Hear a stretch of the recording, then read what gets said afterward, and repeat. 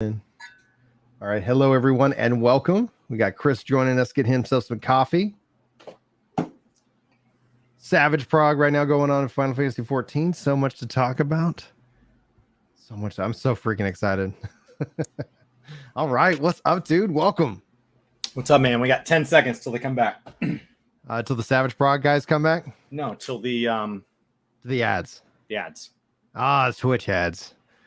Honestly, like, I don't want everything in my life to be a premium subscription service. I love the premium subscription services I have.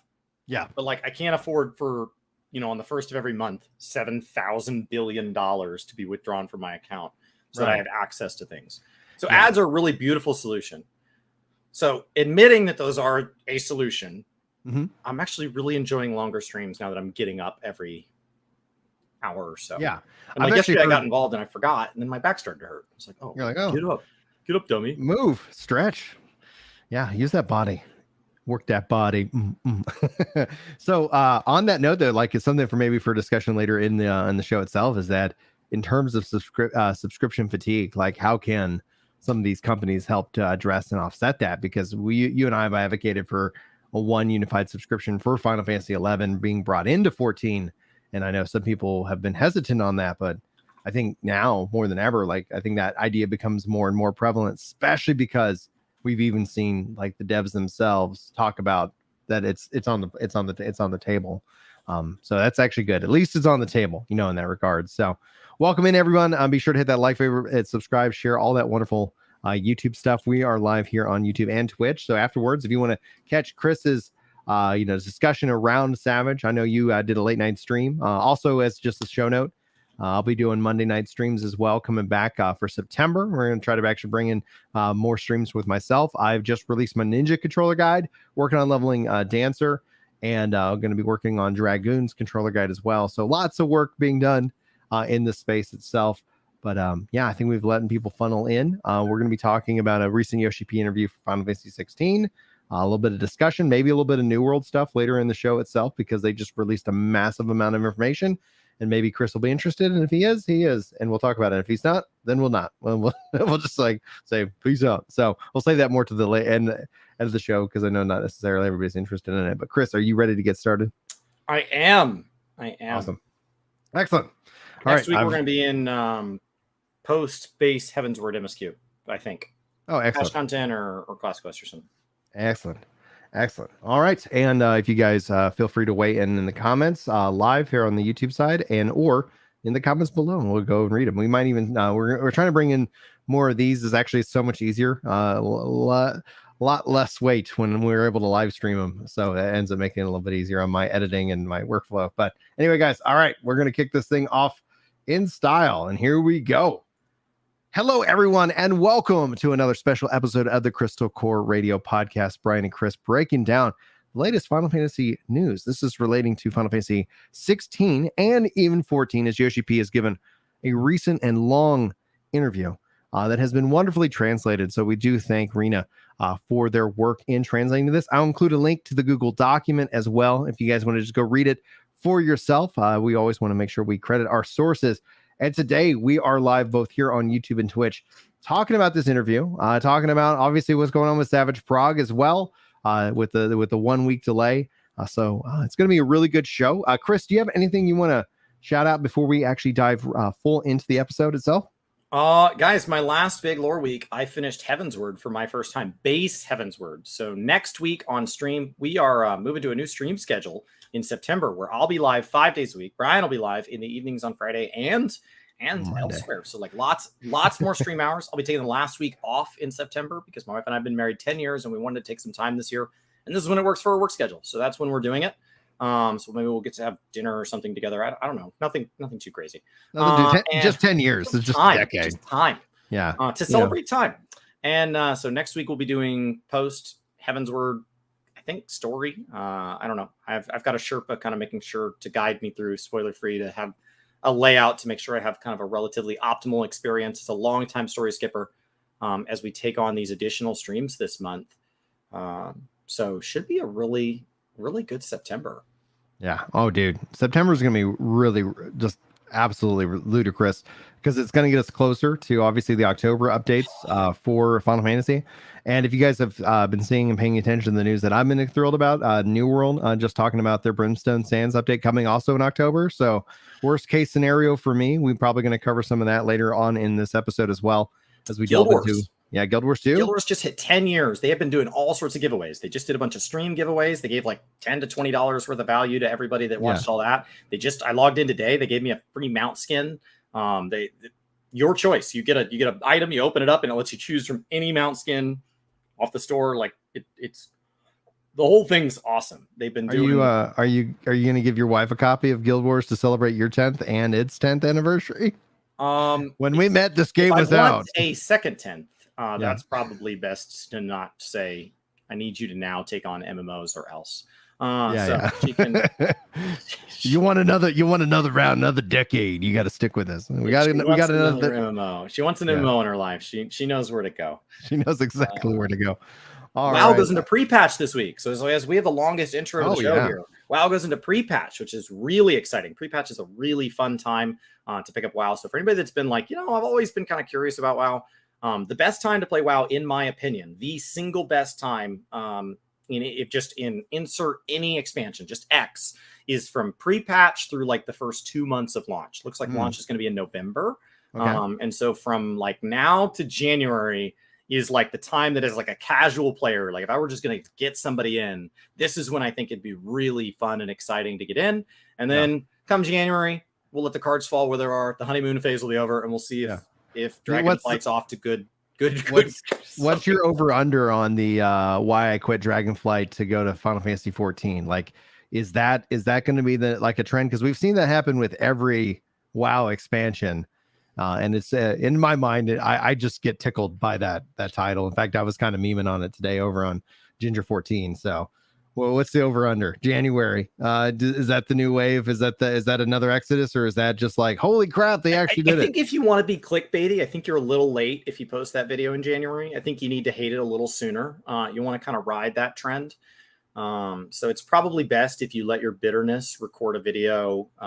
Ideally, maybe like if it releases 11/28, maybe that's what you do. Like, you celebrate Christmas morning with your family. You're sitting down to a nice dinner, turkey, ham, whatever's in the oven. Sit down, record your thoughts, get yourself up into a frenzy, hate the game for a whole bunch of reasons that have been the same for the last 15 years, and then record that, release it, and then let that ride you into the new year. So I think if you're trying to hate Dragonflight, late December is probably a really optimal algorithmic time to decide that you suddenly hate WoW and that 14 is doing well. Yeah, that's also the almost kind of a perfect time, namely because that's where like a lot of advertisers have the money. People YouTubers should take January off. So if you're in it for the money, exactly. Like here's the roadmap for it.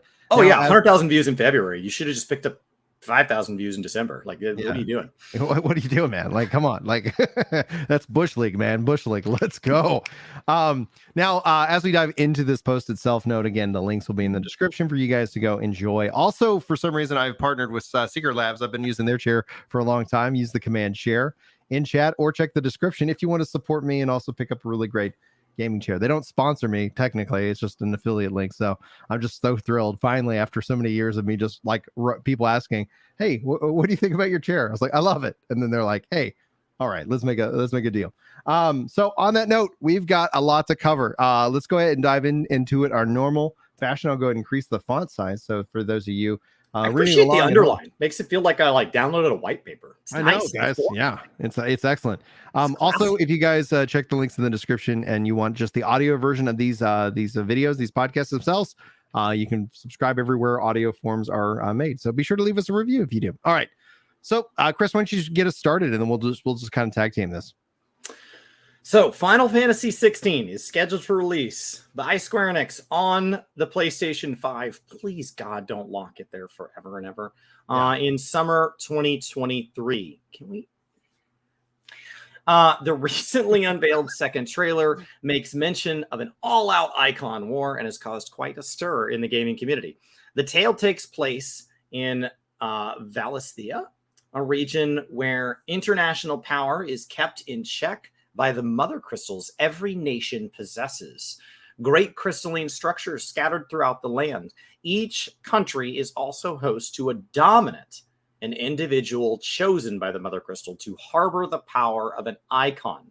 From one generation to the next, this role is passed down, along with the ability to summon the Dread Beast from the dominant's own flesh. The story revolves around Clive Rosfield. Despite being the firstborn prince of the Grand Duchy of Rosaria, he failed to awaken as the dominant of Phoenix, with the distinction falling instead to his younger brother Joshua. It would seem the tragedy that befalls these siblings lies at the heart of the game's story. In the following text, we present an interview with Final Fantasy XVI's producer, Naoki Yoshida. So even before Stormblood's release, core members of the team were already focusing in on Final Fantasy XIV. Do you want to play the role of Yoshi-P for this video itself, and I'll do the interview questions? Yes, just be aware that around that time he was already taking interviews, and sometimes people would say, like at FanFest, like, "Hey, if you could build another game, what would it be?" And he's like, "Well, I'm here to talk about 14, but like hypothetically." And then he would go on this whole tirade about like hypothetically, and then he'd have all these specifics.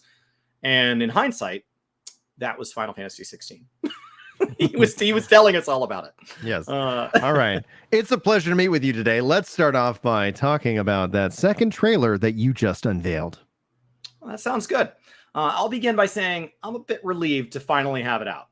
The trailer felt like it was all about condensing the various things that you had to show. The approach we took when making this most recent trailer was to leave its viewers feeling they'd just seen something amazing, despite not having a grasp of the game's mechanics yet. Should you do an evil laugh? It actually feels like he's making fun of him. Like, the idea was to leave him feeling like, wow, they knew what it was. But we told them nothing. We were actually intending to release it back in March, and we're on the cusp of doing so. However, we reassessed that plan in light of the world events and decided to postpone it until later. So that's what happened. I can definitely see how the original time frame might have been less than optimal. I was invited to comment on the trailer directly at Sony's State of Play, the official event where this most recent video was unveiled. I explained that our intention was to present the public with what we as creators could do now in the current climate. It's wild how releasing a single piece of information about a game can get tangled up in all sorts of other affairs. Even now, it seems like the state of the world has yet to improve, and difficult situations continue to arise day after day.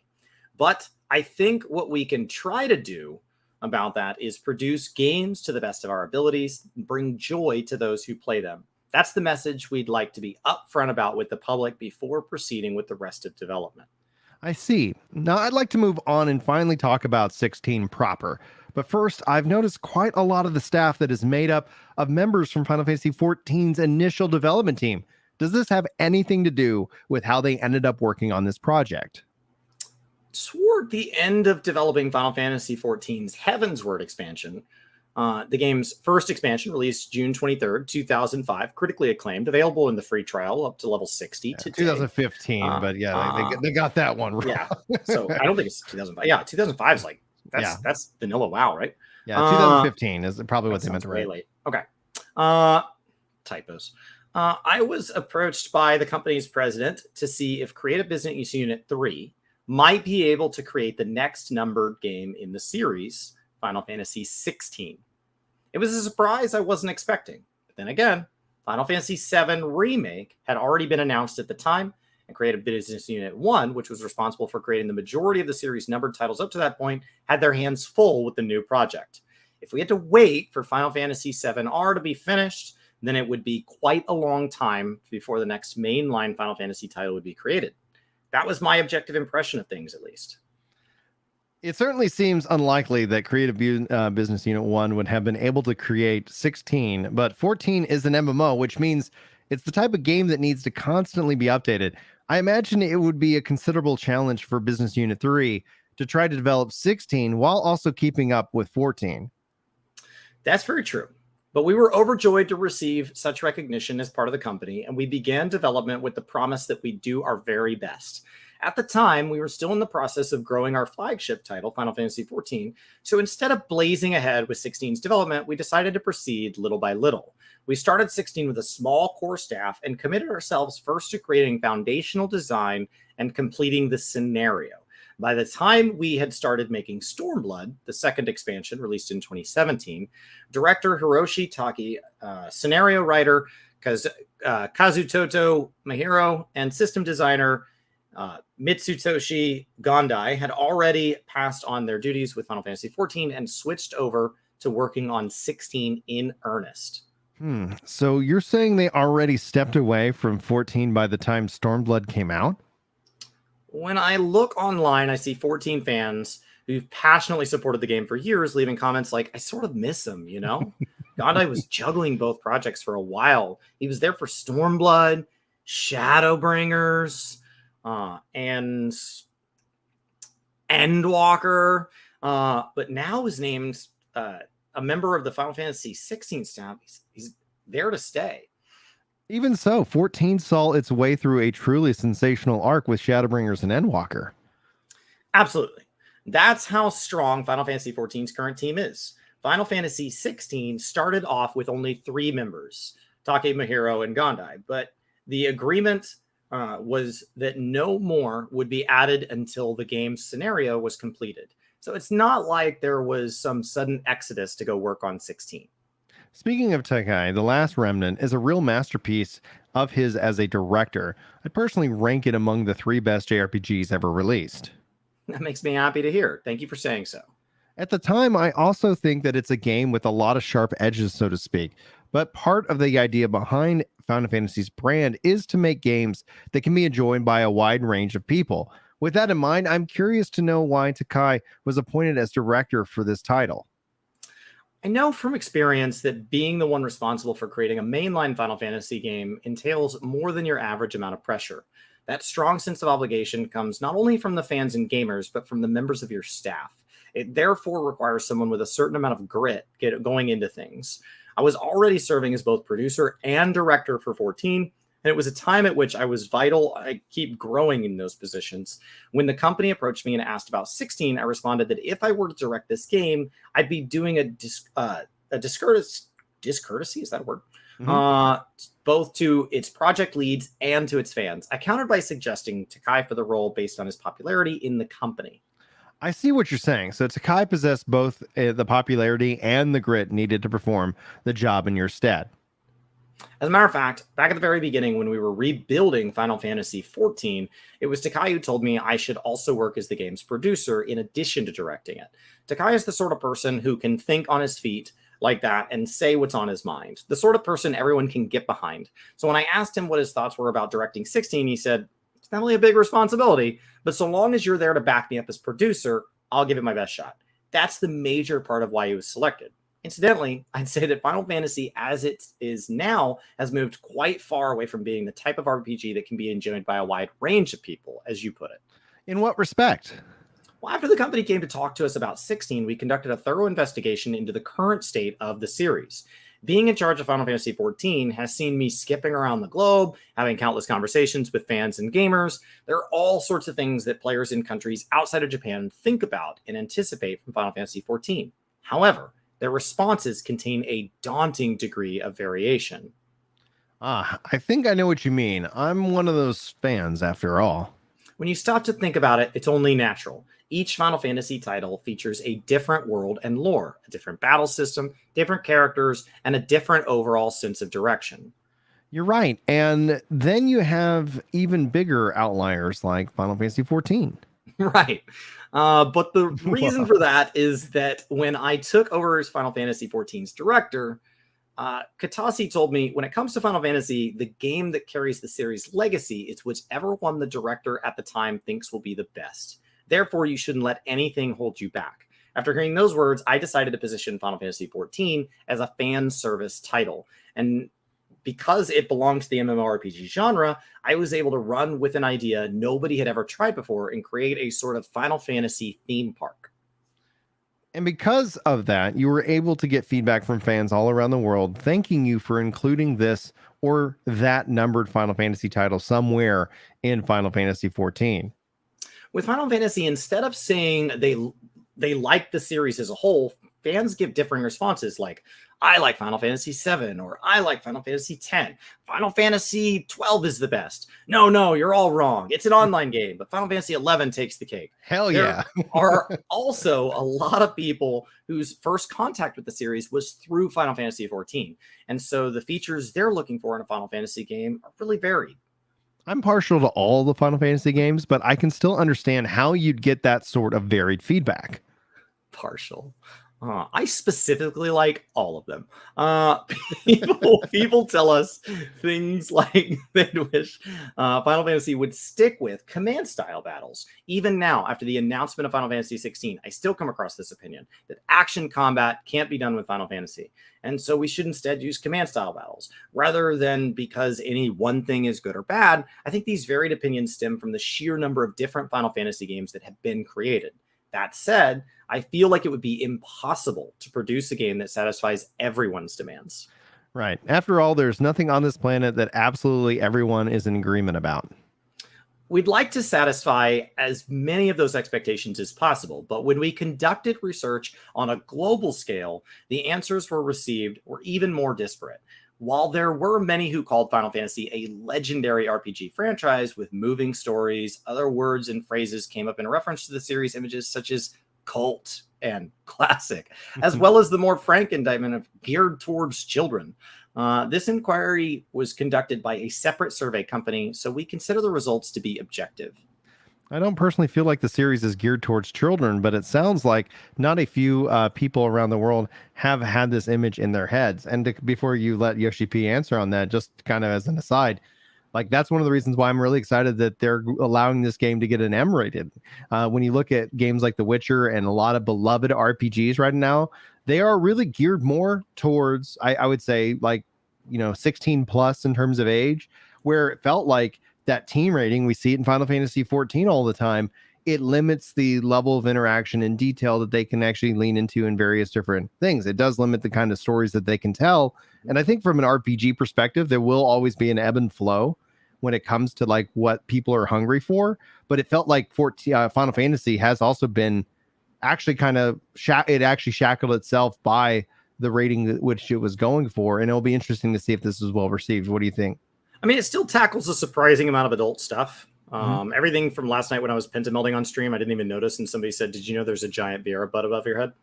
To like some of the really dark things tackled in the storyline, from abuse to some pretty severe violence and genocide, and like really adult topics that when taught in school are oftentimes kind of pared back to just core details. And as you maybe study the same event more and more in school, by the time you get into that upper high school level or you get into the collegiate level, you're really starting to see a lot of context and starting to see a lot of the gray and being like, okay, there were atrocities committed that like there is context to those and we can talk about them in more detail now. But I think from a gaming standpoint, it's really honest to some of these stories to be able to just start there. With that 20 to 40-year-old gamer in mind, where a lot of us now sit. So as we have a more diverse, I mean, back in the 80s, most gamers were kids, but it's been since the 80s. And so a lot of us have, aged. And so it is nice to have games that kind of suit each stage of gamer. And it's neat to see a core numbered Final Fantasy tackle that. Absolutely. I'll let you pick up with Yoshi-P. All right. The results of our research aren't all inclusive, but we thought it was important to have a very good idea of how everyone currently regards Final Fantasy and what they're looking for in its games. On top of that, as Final Fantasy XVI's producer, I've been involved since the conceptual stage back during the project's launch. One of the first things I told everyone at the beginning was that there was no way we'd be able to fulfill everyone's requests, and so we should avoid taking half measures. I see. So you made an effort to leave that expectation behind right from the start. We also acknowledged that it would likely be beyond our capacity to do so anyway. As technology continues to improve, competing producers around the world are struggling to succeed by pouring their studio's energy into one big title. hoping to make one big breakthrough with one big focus. If we were to adopt the arguably arrogant approach of making a game that included everything everyone is looking for, it could take as many as 10 or 15 years to produce. In that case, the game would become more and more outdated as we continue working on it, which I imagine is not something people are seeking in Final Fantasy 16. Now I want to come back to that idea here after we get through the interview itself, but just kind of put a bullet point in your head, chat, as well as Chris, because I'd like to talk about that 10 and 15 year. Anyway, the gap between releases would end up being that big, huh? Almost like he's speaking from some sort of company or at least genre experience. Yeah. Without a doubt, the period between mainline releases has become much longer than it used to be. And because of that widening window between releases, we've been unable to deliver a gaming experience that's really stuck in the middle and high school students during their most impressionable years. I think that's left the franchises in quite a lurch. I'd like to create something that gamers in their early mid-teens will want to play, even if it's a little demanding in terms of maturity, and will leave them thinking, that was amazing.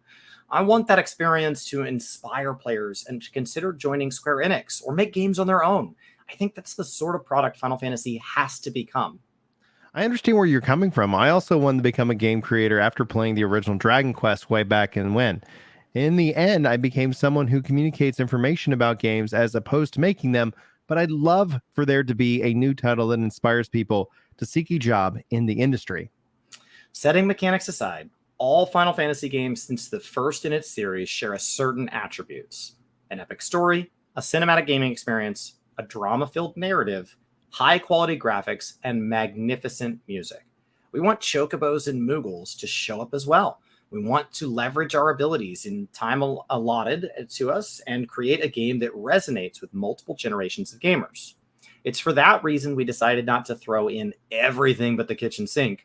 We wanted something that would stick with the new players and retain classic Final Fantasy elements, but also appeal to adults who may have moved away from the series in a little in recent years. We thought, what would about another new Final Fantasy for people in their 30s or their 40s who have come to know the harshness of reality? With these considerations in mind, we proceed to design the game. In other words, this is a Final Fantasy game with sharp edges? That's right. I'm sorry for rambling on here with my reply, but I think that's what we've come up with is a Final Fantasy game with an extremely clear and singular sense of purpose. That said, it may not be a Final Fantasy title that satisfies everyone's requests.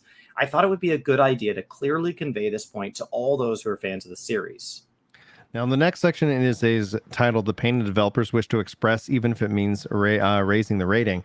I want to kind of come back to that here and just take a kind of a pause in the discussion, talking about the 10 to 15 year development cycle. I know that we've seen and felt that heavily within Square Enix as of recent, where you look at Kingdom Hearts, you look at Final Fantasy VII R, you look at these development projects that how long was 15? 15 was, well, you could also say it was 10, but they ended up restarting it. And from my experience, right. Well, my experience also within development is that like you have HR issues at that point. Like how many of you guys listening to this right now, and not that it doesn't happen, but how many of y'all have been at a job for 10 years and 15 years? Or how many of y'all you changed maybe your job 3 to 5 years, things like that, where there was this idea that you kind of had the company man approach, which is kind of ingrained in us from maybe the 60s and 70s from a cult, like whether that was true or not, or if that was just kind of like what we see on TV. But like the reality is you got people that want to go do other things. They want to work on new technology, they want to release like games and things like that. And yeah, we usually and that's a huge thing. You lose that resource, you lose that aspect. Even where he starts this video off, where he starts this interview off talking about how people who are integral into Final Fantasy XIV's rebirth are now on the 16 team, and they've kind of consulted a little bit. So they've maintained and been able to keep that talent, but that talent also wants to work on 16 and maybe something else after that as well. And it's about kind of refining that. I think the problem I see here though, like, cause he hits it nail on the head. I've seen Chad even mention like Call of Duty, like they can over franchise and deliver way too much, but it is always that thing that hits you every year. And in terms of the amount of time and development, like I think the only way that Square Enix could really move forward with keeping Final Fantasy, because it used to be like every year or 2 years new Final Fantasy game, and that gap has continued to grow and grow and grow. And so they would have to start running multiple teams. That's what Call of Duty does. They don't develop a game in a year. They have multiple Right. teams running in series. I think when you think about it, just a career, just think about kind of where you're at. The idea that you would come out of college at 22 and get hired into an entry level position with no job experience, and in 10 to 15 years, you still haven't completed a game, which means like when you go to apply for another job, like what have you done? You don't have anything to show for it. You're still working on the same project under the same management structure. So are you supposed to grow within that role? In which case, like so now we have new people coming on 5-10 years into development. It's really hard. So you bring up some good points there, but what happens with just technology? Think back 10 or 15 years within the hardware. You design this game within the constraints of hardware. And in the last 10 to 15 years, we've all moved to solid state drives. We've moved to a whole new generation of graphics cards. RAM is dirt cheap now in mass quantities. And so now all of a sudden, do you just let we'll just throw bloat at it? But I didn't really design with the current hardware specs in mind. Console generations have advanced multiple times. So you've designed for the specs that Sony put out 15 years ago. That's insane. And so at some point you've got to just keep it moving. The enemy of perfection, you just gotta hit publish. You gotta hit publish. So I think he has the right idea.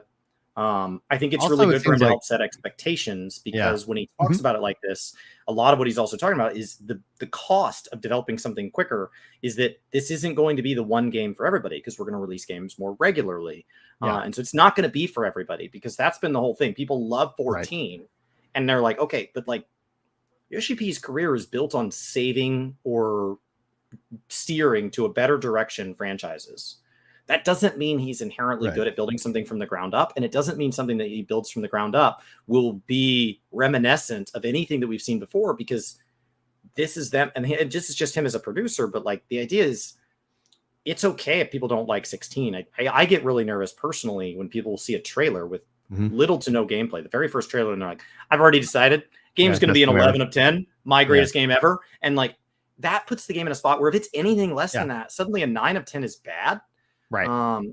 Just let it be whatever it is. It's interesting, you bring up the game for everybody, especially in 14's case. I would make a kind of a counter argument. It's interesting how they seed a lot of Final Fantasy 11 references and names to appeal to that, but in terms of gameplay, that kind of gameplay loop for those that are trying to be, the theme park for everybody, is regulated to that of Boja and Eureka. So there's the offerings, but it's always kind of when you talk to kind of the hardcore 11 player base who still is playing 11, they haven't found that invitation into the theme park that is Final Fantasy 14 specifically, but they still seed that in there, right? So 14 isn't also a replica of Final Fantasy 4, but it's an homage to it in various different degrees. And so it's that is in of itself a challenge, because you go look at that, you look at even my own personal frustrations with Final Fantasy. It's a lot of it's rooted gosh, I love this aspect. I wish that aspect trickled into other areas.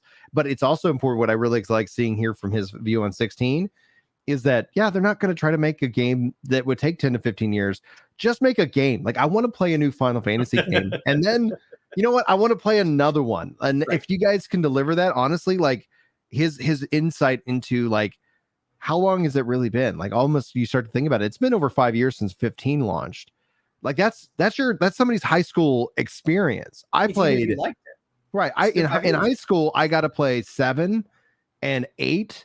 I got to play 9. I think in college, there was that aspect. So it was always something to be excited about, to talk about, and then to kind of debate on what is really oh, that was a really good system or that wasn't. Even to this day, these arguments still go on, and yet you're having whole generations of people completely missing out on, I think, one of the nice appeals of it.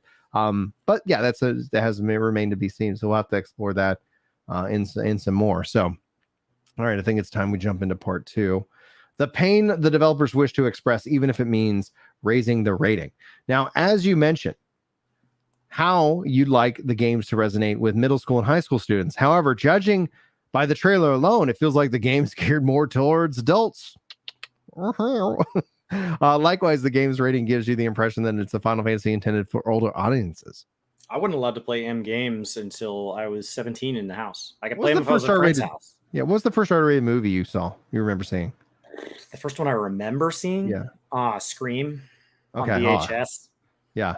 And my older brother let me fall asleep. He let me watch it with him. He was allowed to watch it, and he let me fall asleep. And then I was found out there, and he left it in the VHS, and he let me get grounded for that instead of waking me up and moving me. He talked me into watching it and then let me get grounded. Oh man, that was scary. Cool. It was a scary movie. For me, I remember. So my parents took me to see Saving Private Ryan, in the theater. It's funny because I kind of was like my brother, who is around your age. He actually saw an R-rated movie before I ever was allowed to. I don't know if it was accidental or whatnot, but I was just like, yeah. But I remember my first R-rated movie was Saving Private Ryan, which was wild. But yeah. All right.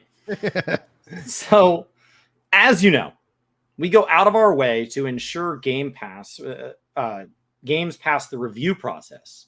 But this time we've raised our target rating to mature, meaning 17 and older in overseas markets. We're doing our best to get away with everything we can in that age range. The reason for this is that we're being very deliberate about crafting a work that can express pain, which I think can be both psychic and physical, emotionally through the gameplay. Wow. So you've raised the rating to mature for a mainline title that's a bit of a surprise. The rating review process has become stricter and stricter over time. Well, that's not how it feels. So that even if you're working with the same rating as before, the range of what you can express is narrower than it used to be. Therefore, in order to broaden the range of what we can present to players, we chose to go with a higher rating this time. So you're aiming for something in that regard as well? When I say I hope the game resonates with middle and high school students, I don't mean to say that we're making a game to cater to them specifically. Middle schoolers and high schoolers, that is young adults in their early to mid-teens, are at an impressionable age. And I think that if you put everything you can into creating a story, it'll reach players of all generations. Words are a tricky thing. Maybe I'm not quite getting across what I truly mean to say here, but what I hope is that the game will remain somewhere in our young audience's hearts and minds, and later, after they've grown more, they can sort of link what they played to various life experiences. I myself was in that position, so even I've got the mindset of a middle school sophomore. So you take on something a little bit mature for your age by playing the game. And then when you go out into society, you come to understand what it was really about. Back in the day, it was the same for us. We watched things that were geared towards adults, in turn became more mature ourselves. I thought to myself, I doubt that sort of thing has changed much since then. So in that sense, I'd say the game caters neither to children nor adults. Rather, I want to approach things head on and give everything we've got to producing a game that will leave even teenagers feeling awed. By the way, which part of 16 would you say encapsulates Tanaki's style? Games are created by combining high-tech elements and low-tech ideas. In many cases, those high-tech features inevitably force staff to take on very difficult work. However, Takai enjoys a high level of confidence from our designers and artists, and together they're able to tackle these complex and demanding tasks in a skillful manner. I'd say this is inherent style he brings to the table. Actually, it's sort of the same with me, though I'm not as elegant about it. Creative Business Unit 3 is kind of like a pack of mangy strays. We're no good at prettying ourselves up, so we tend to come off as unrefined. We recently finished up all the visuals, so we've finally begun to give people a peek at things, but the production itself is quite raw. I'm expecting people to say somewhere along the way, hey, this isn't the sort of spectacle we should be getting with a Final Fantasy game. A pack of mangy strays. I guess that will be hard to find at home. But circling back to what makes a game Take-esque, he comes from a VFX background, so he has a strong first-hand experience with what's good movement feels like and what background... I lost my spot. What good VFX and sound effects look like and sound when they're actually controlling the game. So Soken has been formally announced as the main man behind the music. Will he be creating it all by himself? There are multiple people involved, but Soken is essentially at the helm and will be certain individuals he trusts to help arrange the tracks. It's safe to assume that most of the basic melodies are Soken's work. And all of this despite the number of tracks he's composed for 14 as well? It goes without saying that composing all of the tracks for Final Fantasy 16 while writing music for Final Fantasy 14 is an inordinate amount of work, but he's skillfully handling it by portioning things out in waves. Soken might be the most overworked of all of us, though. Soken is the type of artist who looks at the game experience to some degree and then uses what he sees to decide how intense or lively he should make things sound. Up till this point, the game's production has sort of been a work in progress. But now we finally reached the finishing stage of the project, which means Soken can really start pinning down the sounds he wants. Can you reveal the names of any of the people helping him to arrange the music? I know it's just asking for outlandish speculation, but right now I'm not at liberty to disclose the names of any staff members other than those that have already been announced. And not to sound like a broken record, but for any Final Fantasy XIV fans who feel worried, we've spent years carefully separating the teams and work that needs to be done. So please rest assured on that count. Except for Soken, that is. Yeah, except for him and me. Stormblood, Shadowbringers, Endwalker were all created by Final Fantasy XIV's current development staff. So they are more than capable of standing on their own feet. The majority of Creative's Business Unit 3 is divided between Final Fantasy XIV and Final Fantasy XVI. The staff continue to help each other out, ensuring that both teams are functioning at 100% capacity. By the way, in its most recent released trailer, you had a chorus sing the names of the icons: Shiva, Titan, Bahamut, and so on. I thought that was a wonderfully entertaining touch. Whose idea was it to do that? Now, Soken's idea. One of the themes of the second trailer we just unveiled, and also one of the game's big selling points, is this all-out war on the icons. The dominance in the icons serve as a key to the story, so we made sure to place them front and center in the video. At the end of the trailer, we were planning to have the names of each major icon show up on screen with a sort of thud, but Soken was like, and we're already doing that, we might as well go all in and have the chorus shout the names of the icons. So is the second trailer all rendered in real time? I'm sorry about the confusion there. I know it's not really clear from the trailer which parts are gameplay, but believe it or not, about 95% of what you see in the trailer is real-time footage. It also makes no use of pre-rendered video. Pre-rendering is used sometimes with some of the really large crowds and parts of the background, and there are a handful of sequences made with real-time compositing. I'd like for players to take a moment and imagine scenes of this quality moving in real time with no loading required. By the power of PlayStation 5, I summon thee. And hopefully PC. Crossing fingers, we'll see. All right, on to the next section here. Do you have any thoughts about what we just covered here, or do we want to just keep moving forward? I think from a pacing standpoint, I know Soken is overworked and has done incredible things, but I think Endwalker being a chance to look back gave a really logical time for a huge portion of the Endwalker soundtrack, which is an enormous amount of songs, especially as we get in like Pandemonium and stuff starts to sound really new.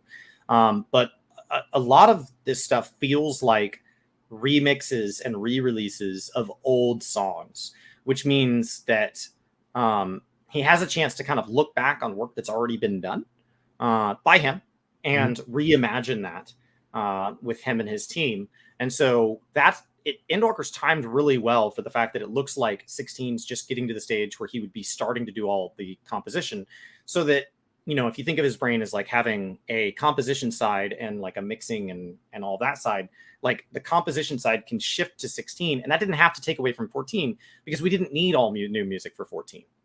It made a lot of sense to make these callbacks to Coils, to make these callbacks to Heavensward, to make these, like, it made a lot of sense for everything to kind of remind you of what got us here, with it being the end of the saga. And then it sounds like 16 will kind of enter that next stage right as it comes time for the new saga of 14 to maybe need some of its own tracks. So it feels like they've done a great job of managing this. So as he talks about him and Soken being kind of overworked, they are, but I think they've been really clever. And it's one of the resounding stats of things of 14. Every game has passionate devs. Every game has devs that care. But the ability to recognize the business side of it and just line things up so that the art has a chance to thrive is something that I think Yoshi-P's team has that's really unique.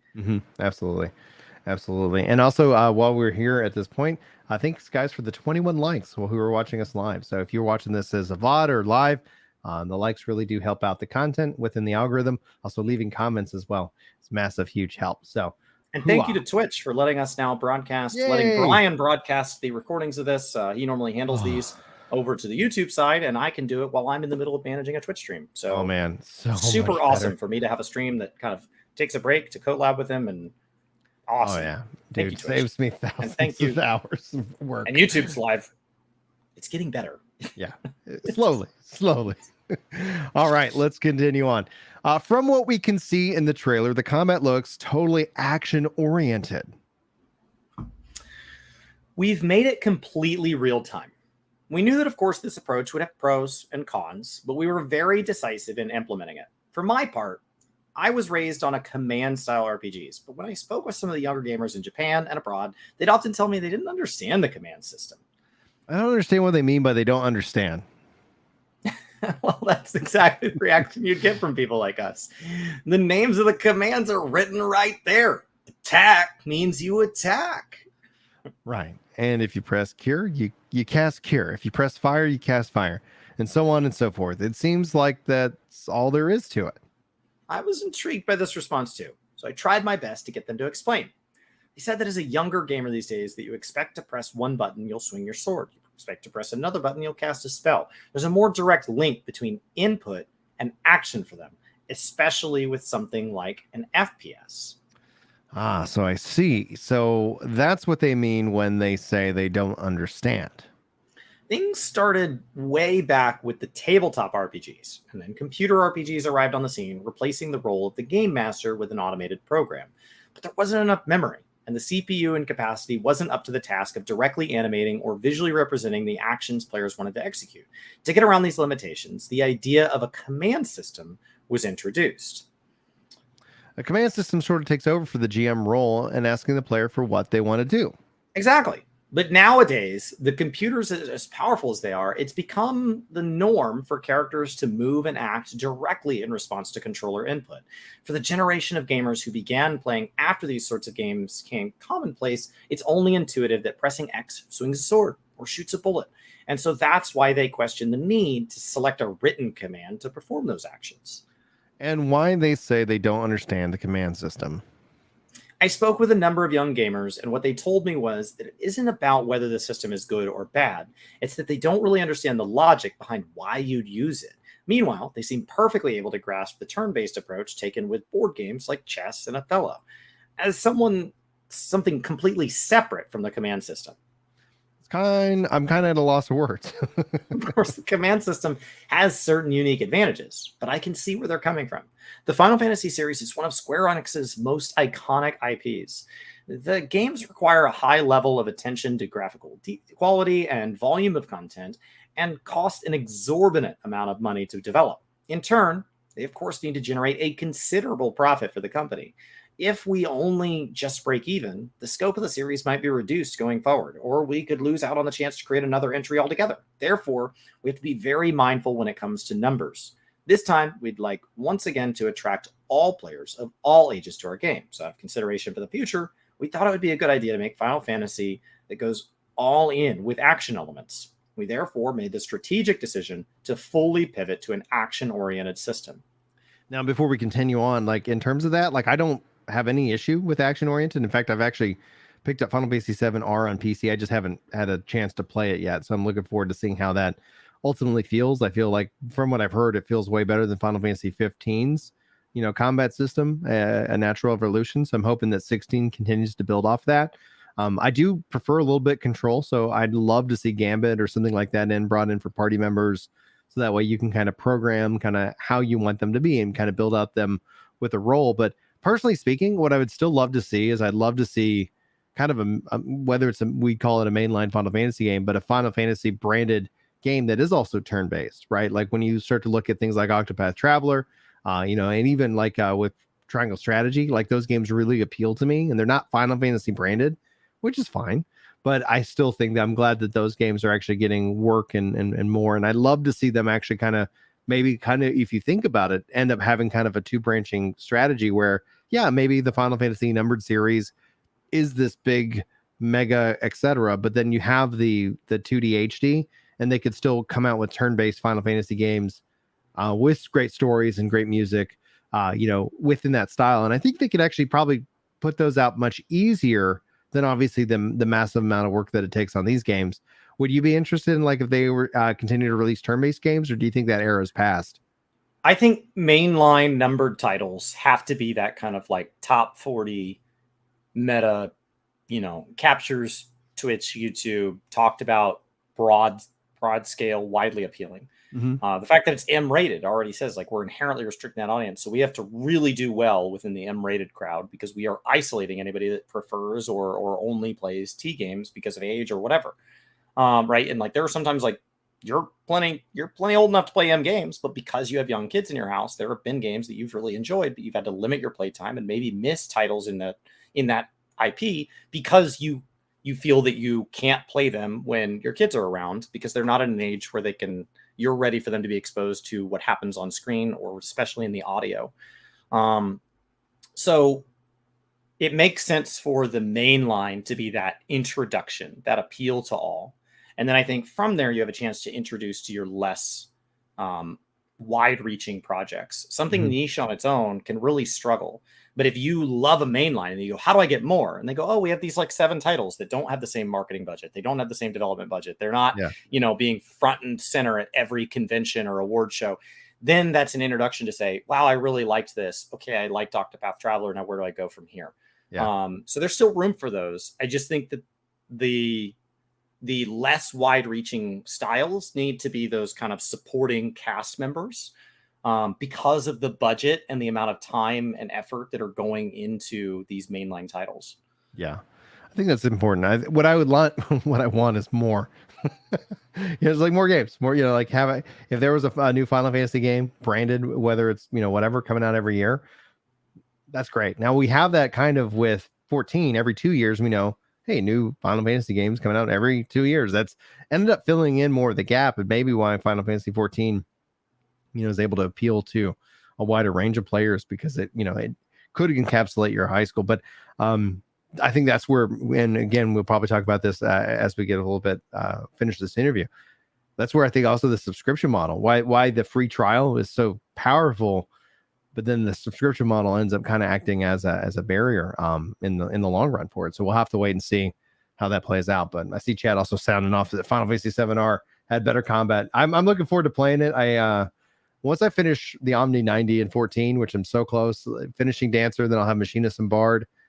I'm so close. So I'm gonna then hopefully get to spend some time with it before the Criterion Dungeons release, which is what I'm really looking forward to. All right. Then there's Final Fantasy 7R, another prominent title that fuses the command system with action aspects. That's right. I think it's precisely because it's a remake of Final Fantasy VII that they aimed for a fusion of commands and actions that honors the sensibility players had back then.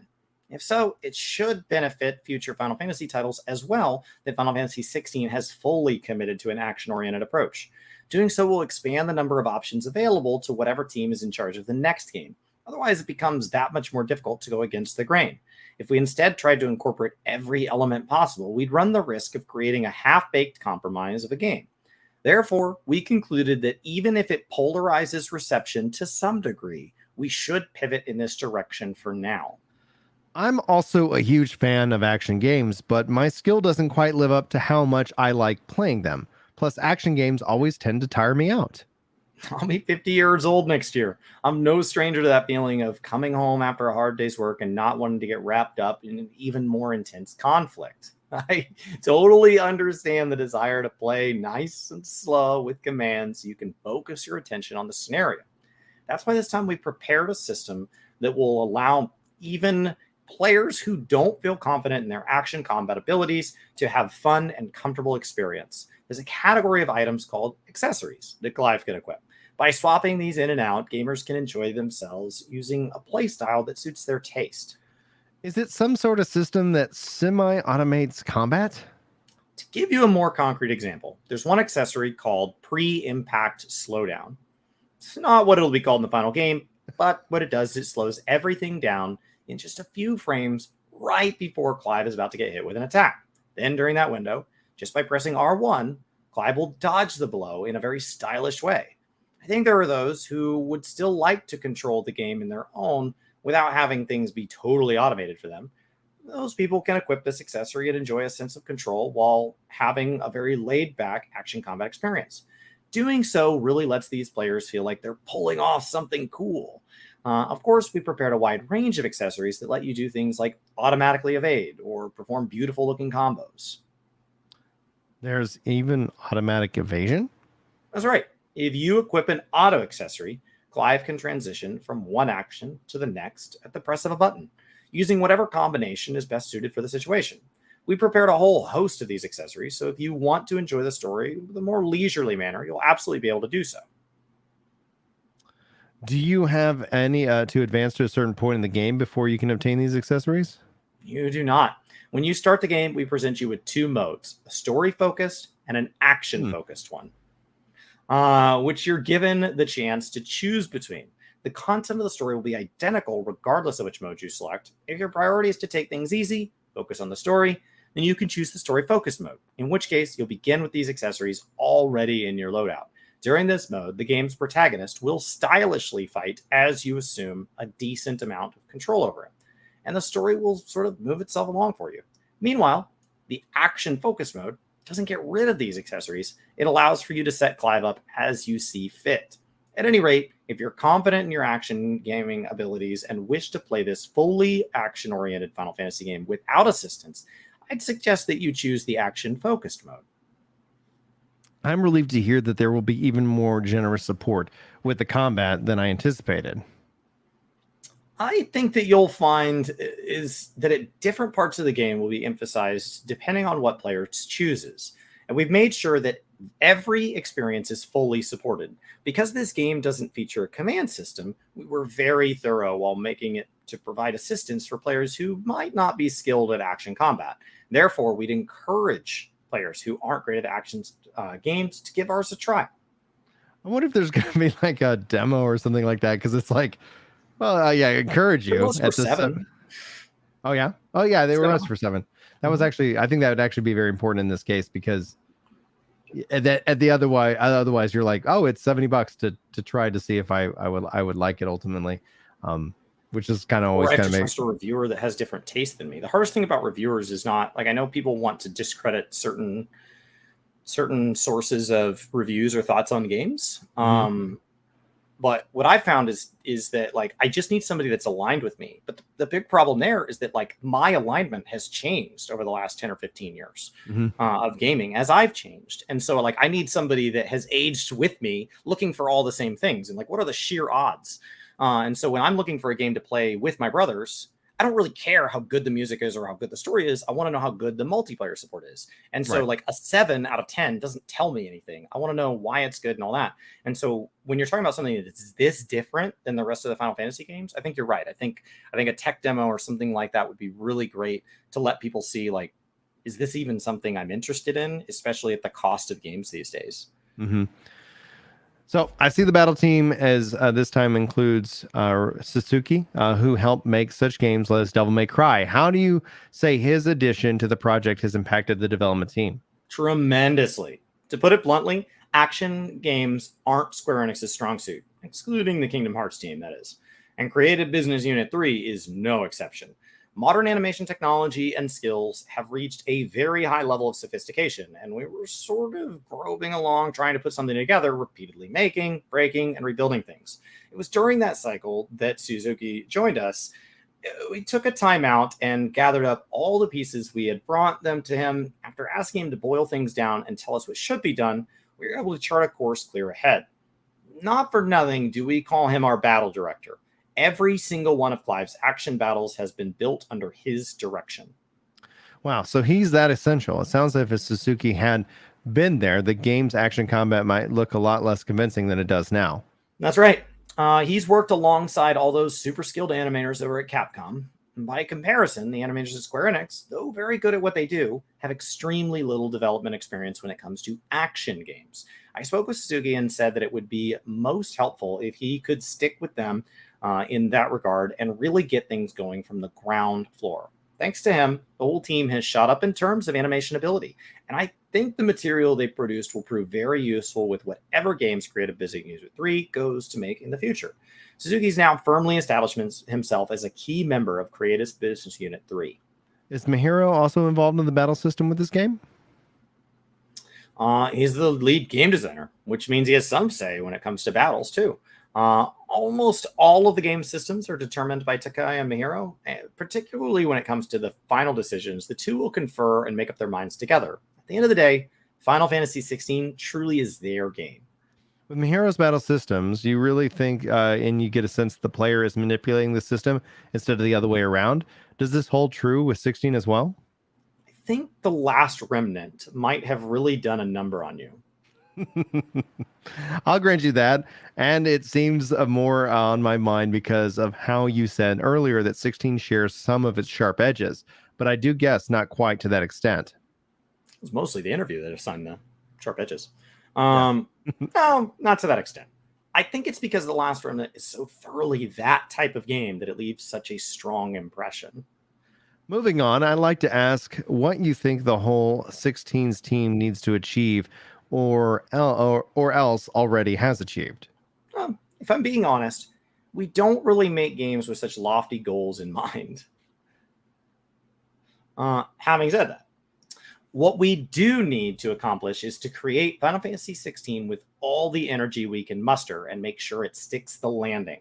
Doing so will be no minor feat. I think anything beyond that would be too much to hope for. To me, the most important thing is that we take the experience we gained here and carry it over to the next game that we work on without any break in momentum. Final Fantasy 16 is yet to be completed, but after we've polished it into the best product possible, we'll use the experience we gained and the assets we made to create something even more astounding. That's an objective we need to continue trying to achieve. It might be too early to ask this question, but will the game come equipped with a photo mode? Yeah, there's a photo mode. Is there any chance we might hold something like, say, a screenshot contest that makes use of said photo mode? I'm not sure. We haven't given it that much thought yet. This might be one of those areas where 16 differs from 14 in terms of what it's all about. 14 is a title that plans far into the future and executes that plan incrementally. I think MMORPGs are games that let you enjoy yourself in the present while anticipating what lies ahead. 16, on the other hand, I think our first order of business is to release the game in as perfect a state as possible and let players really sink their teeth into it. Instead of considering things like future improving the photo mode or holding contests with it, our approach right now is to look at the parts of the main scenario and find ways to make those even more amazing. Of course, we've also got plans for what we'll do later down the line, but in my mind, I've really flipped the switch from 14 to 16. Fair enough. But looking at recent AAA titles, I myself am the kind of person who considers a photo mode to be one of those things players would, as you put, sink their teeth into. In fact, I think that these days there are a lot of people who continue playing with the photo mode even after completing the game. Some specific examples would be Ghost of Tsushima and Death Stranding. Death Stranding's turned into like a merchandising thing. Like I have a buddy that wears like he wears the hat that the guy wears in game, and like, but I think that wouldn't stand like that had the game not been paradigm shifting. Like he's like, it literally changes the way he thinks about certain aspects of kind of the way the world works. Like he just kind of, it was a total lens shift. Just because it's such a brilliant standalone title. Mm-hmm. I see what you're saying. Well, the photo mode is implemented and operational for now, but if we find spare time to create a more involved feature like group pose from 14, we'll try that approach with a gung-ho attitude of making the core game even more spectacular. But in all seriousness, we will keep in mind that players would like to see that sort of thing. Finally, do you think you could say a few words for those looking forward to Final Fantasy 16? Although I know it makes for good PR, I don't think it's good policy in today's world to generate excessive hype. What I want to do now is honestly tell our audience about what we've been focusing on with Final Fantasy 16 that will set it apart. I'd like it if people would look forward to those things. These are the first interviews we're doing for Final Fantasy 16, and right now they're just being fielded by me, the producer. But around autumn, we'll plan to release the next big batch of information, as well as another trailer, at which point I'm hoping to bring Takai and Mihiro so we can delve deeper into the game. Autumn, you say? So then it must be around that time. I'm looking forward to it. We didn't hear anything from me. This time, you'll be getting a Final Fantasy title that's very clearly pivoted into an action experience, a game that will send you hurtling along at breakneck speed like you're on a roller coaster ride. We've made a Final Fantasy game that will make you feel as though you are controlling a blockbuster movie with your own two hands. I know I'm repeating myself, but instead of trying to accomplish anything and everything, and this time we've decided to focus on making extremely impactful content. Lastly, if you take a moment to rewatch the second trailer, there might just be a few new discoveries waiting for you. I hope everyone will stay excited as they wait for the next batch of info. Well, thank you very much, and thank you for your time today. And that concludes this epic interview. Again, guys, this will be included in the link in the description for those of you who want to go read it. Not Animal Crossing. What a shocker, right? Not housing. What a shocker.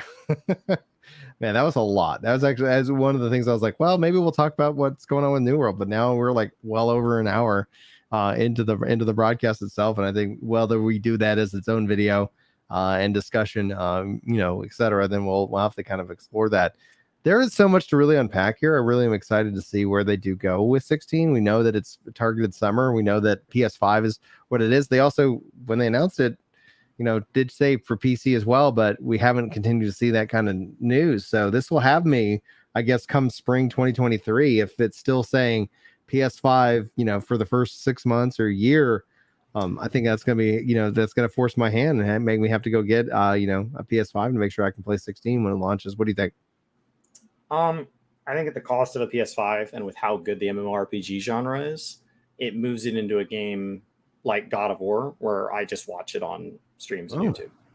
And it would be sad to see that kind of shift for that, I think, because this is a game that sounds like it would be really fun for me to get hands on. But like the number of games that release, I can't play all of them. So like it's not putting it in bad company. There are plenty of games that I think sound really fun that I just never make time for because we just have so many games these days. Like I play a lot of games in a week. I slowly over the last year moved to where I play 30 or 40 hours of games every week.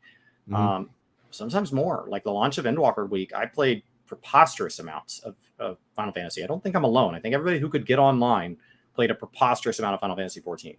But so if I have to pass on it, I have to pass on it. But I think because I don't own a PS5, if they lock it down exclusively, it just kind of says, okay, well, I was having trouble managing my time. It sounded like a really good game. I guess you made that decision easy because then it's not me that skipped the title. You skipped the title because you locked it away from me. Yeah, and it's weird because at some point I wonder what that kind of exclusivity costs and what it costs to maintain, right? We still don't see Final Fantasy 14 on the Xbox. We still don't see Final Fantasy 14 on GeForce Now, and it comes down to it's like, what are we paying? Like, what are they paying for that? And are they just going to buy Square Enix? Because at some point you think that it might just be cheaper if they wanted to have that kind of experience, but it still goes against already what they're trying to do. And we're seeing God of War and Spider-Man and things like that eventually come to PC. So clearly this is going to be, I definitely is going to be a timed exclusive, but a part of me like having like, I don't, outside of Final Fantasy 7R, which I was like, well, I'll wait for PS5 and I finally haven't, I just haven't had time to play it. Outside of the Final Fantasy 7 remake, kind of series perspective, like I haven't missed a Final Fantasy game launch in my history. Like outside, I guess technically 7 because I didn't actually own a PlayStation, but I had the game, so I bought the game and I just read the manual until I was able to afford a PlayStation. Like a couple of months, mowed a lot of yards back in the day. First party exclusives make 100% sense to me. Because it's a chance for a development studio to maybe have the inside track on upcoming hardware or show off what the hardware is meant to do, as opposed to another development team might choose not to accent the hardware because their development takes a different direction. But they can say like, hey, part of our job is to showcase what this hardware can do and showcase what our dev kit can do and all of that. And so first party exclusives make 100% sense. Not everything first party needs to be exclusive, but I understand why those exist, especially with unique platforms like what Nintendo does, right? Like the Wii, where a lot of developers are like, I don't even know how you'd use that sort of thing. And they're like, okay, well, let us show you, right? Let us show you some of the cool things that this can do. And then you see things really come to it. Like I think Octopath plays really beautifully on the Switch. But you can't necessarily have that available on launch day. But third party exclusives are something I still struggle with. Third-party exclusives are just something that just feels like, I guess I see the advantage from a competitive advantage. Like if a new third-party console launched today, like if the Steam box launched, how does Steam take on Xbox? And because they don't have a lot of first-party exclusive teams, and they're not ready to pay for those because they're already busy paying for hardware. So like I understand that third-party exclusives can exist as something to develop. I think like Epic has been a good example of like they're trying to take on Steam as a platform. They're going to have to buy some exclusives to get there because they just have to have something that invites people over. Yeah. But as you see these established household names like Sony and Xbox continue to buy up studios, especially when they're not purchasing the studio, they're not giving that studio extra resources. They're just purchasing only exclusivity.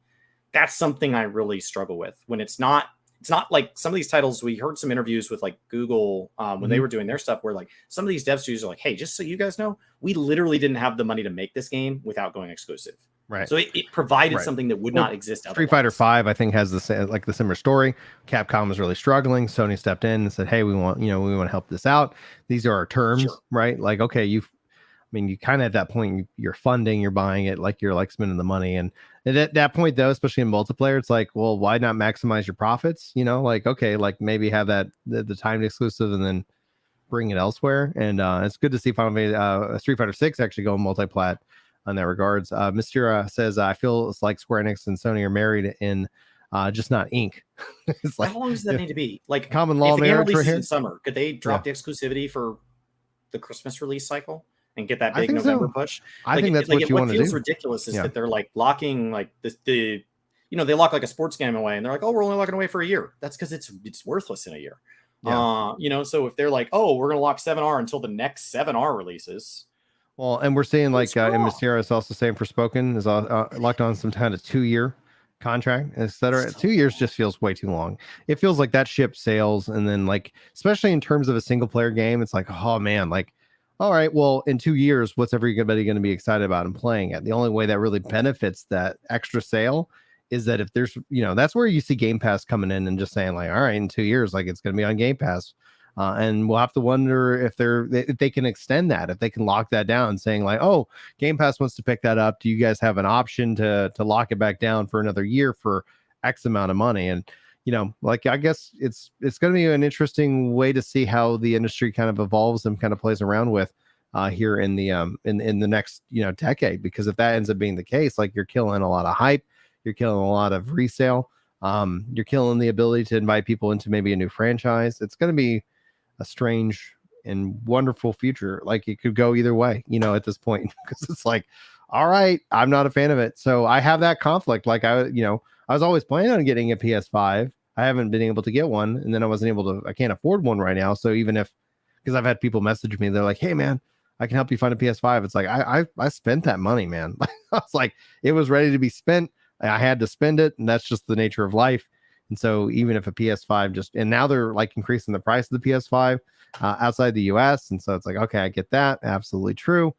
It's just going to be crazy. But on that note, like, I think there's a really good part and kind of final thoughts to kind of wrap this up. Chris, why don't you take us out? Why don't you wrap any final thoughts you have up? Guys, this was awesome. I don't know. Brian's going to break this up on YouTube. Maybe it's just one long thing. Maybe it's multiple parts. But either way, thank you guys. It's been incredible to have so much news to talk about and so much gaming, and we're looking forward to sharing more of that with you guys. I do want to say thank you at the end here real quick to Farmer Girl, KO Writer, and Bookboy for being the 3 largest people as far as just gifting subs over on Twitch. As we stream more, I appreciate you guys sharing with so many people the ability to kind of watch us ad-free and feel welcome into the workforce, whether they just don't know who we are or they and they're just getting introduced or they just aren't in a position to kind of do that. Thank you guys for making that possible. I do appreciate it. You guys have a great day. Come hang out with us all the time. We're going to be streaming so much more and hopefully talking about it's just such a good time to be a gamer. I feel like I've been saying that for 2 years now. It's just such a good time to be a gamer. Yeah, we got lots of exciting things on the horizon for Final Fantasy 14 as well. If you guys aren't aware, the world first race is going on right now. Chris is live reacting to it. So if you aren't following over on Twitch, be sure to go hang out there. We actually have more streams planned, especially in the evenings. I'll be picking up a couple of evenings, mainly Monday, maybe Tuesdays as well. Come join me for raids and leveling as I go forward. And then I do New World streams over on Twitch on Fridays, and there's a lot of exciting stuff going on in that game. So we got a lot of really great like MMOs and the future of MMOs. Like we haven't even talked about Ashes, we haven't even talked about Blue Protocol, talked about engine upgrades, and that timing is just surreal. So Anyway, guys, that's going to wrap us up for today. Thanks so much for watching. Thanks so much for being here. You're awesome. And if you're listening to this in an audio form, let me know. Like, I always like to see who's listening into the audio. So sound off in the comments or wherever you're listening. Thanks for being here. We love you, and we'll see you next time. Take care. All right, that wraps that up. Cool. So, guys, if you've been watching live with us over on YouTube, the link up at top is actually pinned to go over to Twitch. If you aren't, you want to go hang out over there. I usually hang out and chat. I got to get some more work meetings done, and actually got to eat. So I'm gonna hit end broadcast, and I'll see you guys as it spins itself away, and I wave it.